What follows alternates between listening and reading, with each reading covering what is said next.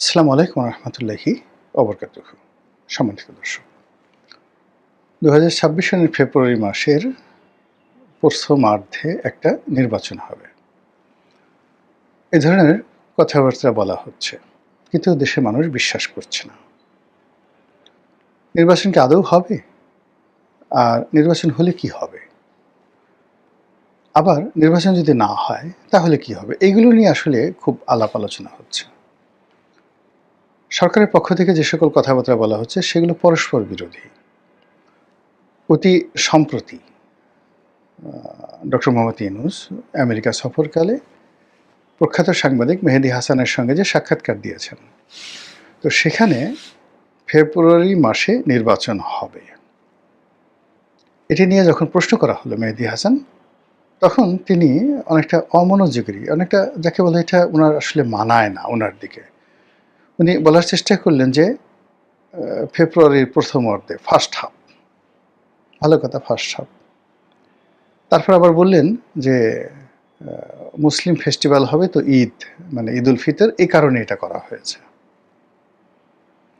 মানে উনি যে কথাগুলো বলছেন আর যে প্রশ্ন, সে প্রশ্নের মধ্যে যদি আপনি সংযোগ স্থাপন করতে যান, তাহলে দেখবেন যে ফেব্রুয়ারি মাসের প্রথম অর্ধে এবং যাকে বলা হয় রোজার আগে একটা নির্বাচন হবে।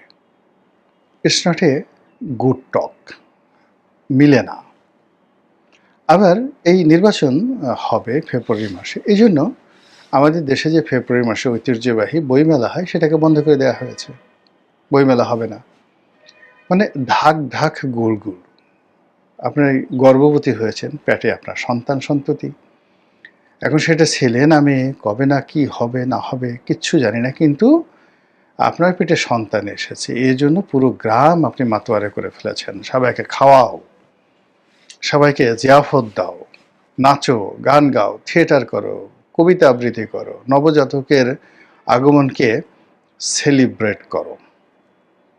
পরবর্তীতে দেখা গেল ঘোড়ার ডিম প্রেগন্যান্টই হয়নি। এরকম ঘটনা যে ঘটে না, নট লাইক দ্যাট। তো সেই দিক থেকে আমাদের যে ২০২৬ সনের যে ফেব্রুয়ারি মাস, এই ফেব্রুয়ারি মাসের নির্বাচন হবে, হওয়া উচিত। আর কোনো বিকল্প নাই। যদি বাংলাদেশে কেউ বিশ্বাস করে থাকে, একমাত্র বিএনপির যারা নেতাকর্মী তারাই বিশ্বাস করেন। কারণও আছে, এছাড়া তাদের কোনো উপায় নেই, এবং এছাড়া তাদের কোনো লক্ষণ নেই। এবং সবচেয়ে বড় ব্যাপার হলো যে কোনো কারণে যদি ফেব্রুয়ারি মাসে নির্বাচন না হয়, তাহলে বিএনপিকে বিষ খেতে হবে। এর কারণ ফেব্রুয়ারি মাসে কনফার্ম নির্বাচন হবে, এই কথা ডক্টর মোহাম্মদ ইউনূস এবং তার যারা লোকজন যেভাবে যত শক্তিমত্তা নিয়ে বলছেন, তার চেয়ে অধিকতর কনফিডেন্স নিয়ে, আত্মবিশ্বাস নিয়ে বিএনপি লোকজন বলার চেষ্টা করছেন যে ফেব্রুয়ারি মাসে নির্বাচন অবশ্যই হবে। কেন হবে? মনে মনে ভাবছেন যে আল্লাহ করে দিবে।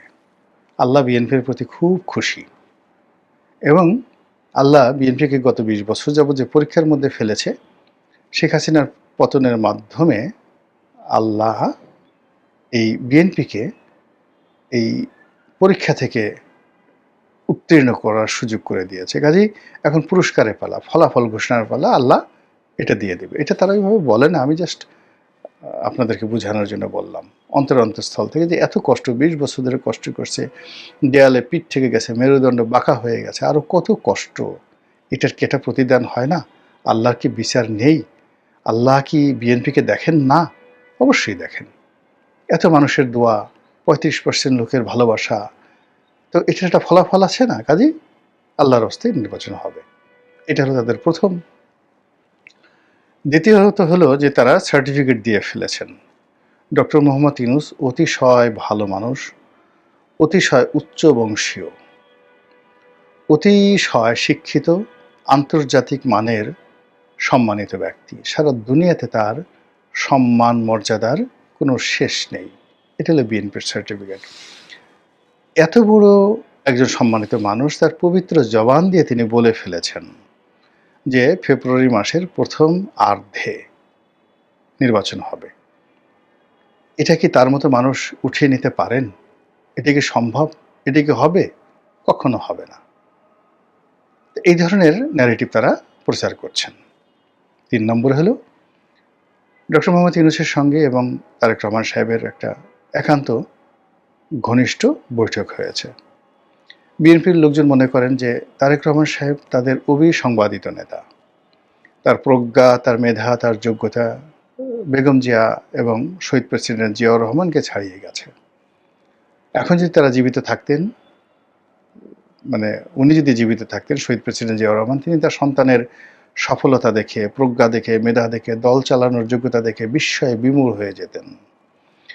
আর বেগম জিয়া যদি সুস্থ থাকতেন, তিনি তার সন্তানের এই সফলতা দেখে অবাক হতেন। এর কারণ হলো তিনি তার কর্মজীবনে যেভাবে বিএনপিকে নিয়ন্ত্রণ করতে চেষ্টা করেও পারেননি, তার চেয়ে ১০০ গুণ দক্ষতা দেখিয়ে তারেক রহমান সাহেব টেকনাফ থেকে তেঁতুলিয়া পর্যন্ত বিএনপিকে নিয়ন্ত্রণ করছেন।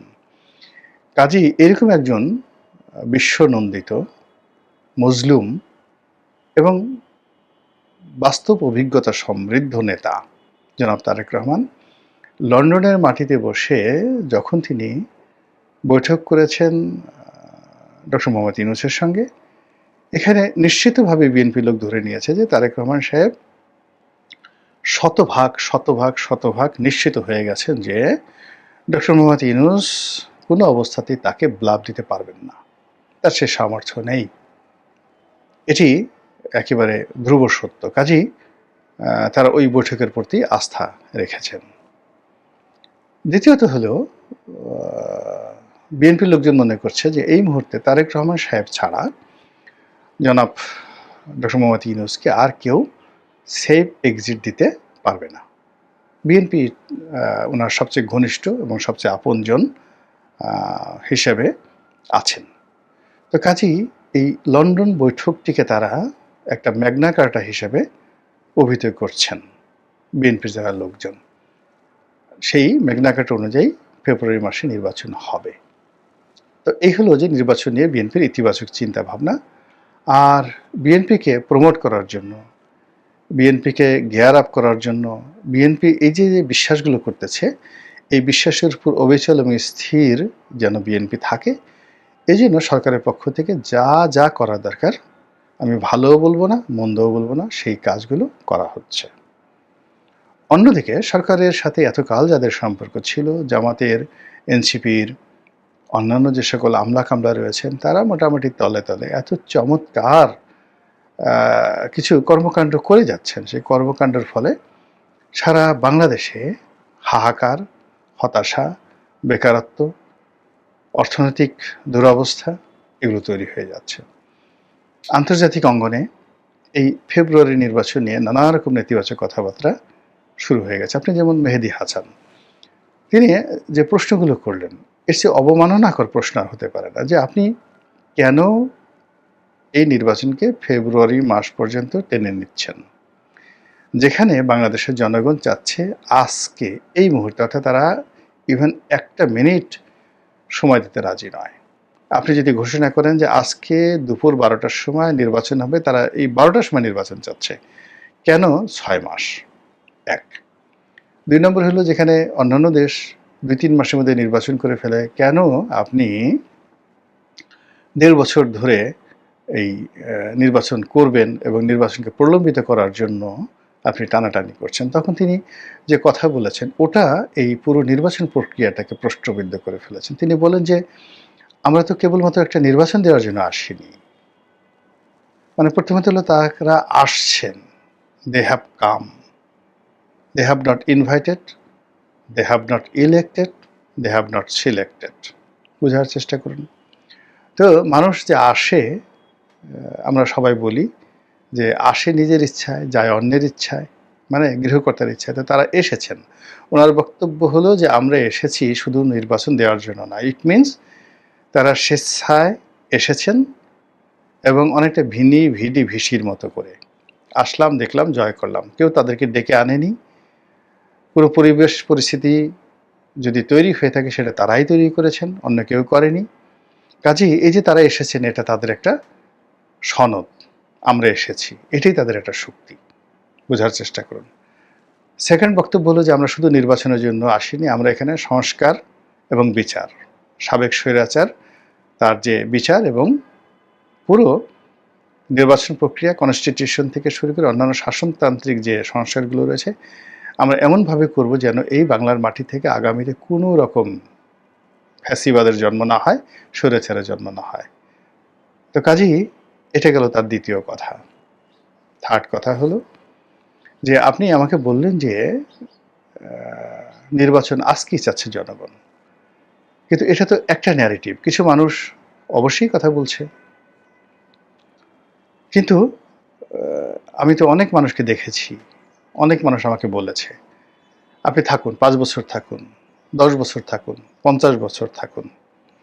তাহলে এই যে ডক্টর মোহাম্মদ ইউনূসের এই যে মনের কথা, তার যে অভিব্যক্তি, তার যে প্রকাশভঙ্গি, তার যে দৃঢ়তা, তার যে মাস্টার প্ল্যান, সেই মাস্টার প্ল্যান অনুযায়ী আমি ফেব্রুয়ারি মাসে নির্বাচন হওয়ার মতো কোনো লক্ষণ এখানে অন্ততপক্ষে দেখতে পাই না।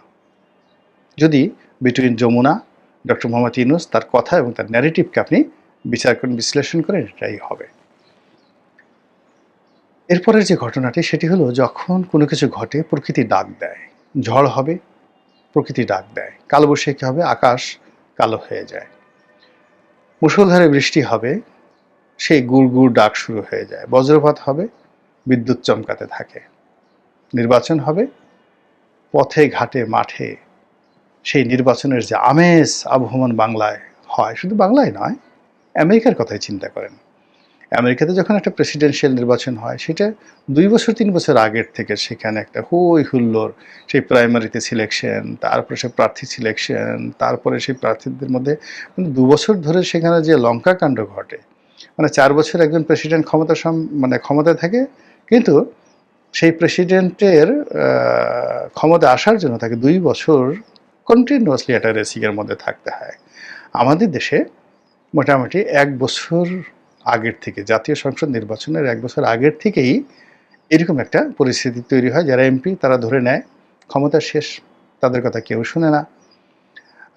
নতুন কারো জন্য অপেক্ষা করতে থাকে জনগণ, নতুন কাউকে ভোট দেওয়ার কথা চিন্তা করে, এবং এগুলো নিয়ে সারা বাংলাদেশে নির্বাচনের একটা আমেজ তৈরি হয়। সেটি কি হয়েছে? হয়নি, কোথাও হয়নি। তাহলে ফেব্রুয়ারি নির্বাচন দেখেন কোথায়?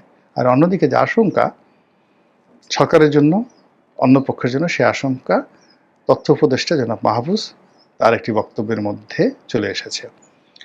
তিনি যেটা বলেছেন যে আমি গত 2 মাস ধরে একটা মানসিক প্রেশারে আছি, যে কোনো সময় আমার পদ পদবি চলে যেতে পারে। This is one. কি অনিশ্চয়তা! যিনি মাস্টার মাইন্ড, তার যদি পদ চলে যায় তাহলে অন্যের অবস্থা কি হবে? সেকেন্ড, তিনি যেটি বলছেন যে প্রশাসনের মধ্যে এমন একটা ভাব দেখা দিচ্ছে, তারা এখন আর কেউ আমাদের কমান্ড ফলো করছে না, তারা নতুন কারো জন্য অপেক্ষা করছে। তো সেক্ষেত্রে আপনি দেখেন খুবই ভয়াবহ এবং আতঙ্কজনক কথা। নতুন কারো জন্য অপেক্ষা করছে, সেটি যদি নির্বাচনের মাধ্যমে হতো তাহলে তো বিএনপির জন্য অপেক্ষা করছে, কিন্তু পরিস্থিতি তো তা নয়। তাহলে এই যে মাহফুজ সাহেব নতুন কারোর জন্য প্রশাসন অপেক্ষা করছে এবং আমাদের কমান্ড ফলো করছে না, এর মধ্যে ফেব্রুয়ারি মাসে নির্বাচন না হওয়ার যে অশনির সংকেত, যা রীতিমতো গায়ে কাঁটা দেওয়ার মতো ঘটনা। মহান আল্লাহ আমাদের সবাইকে হেদায়েত দান করুন এবং হেফাজত করুন। আসসালামু আলাইকুম ওয়া রাহমাতুল্লাহি ওয়া বারাকাতুহু।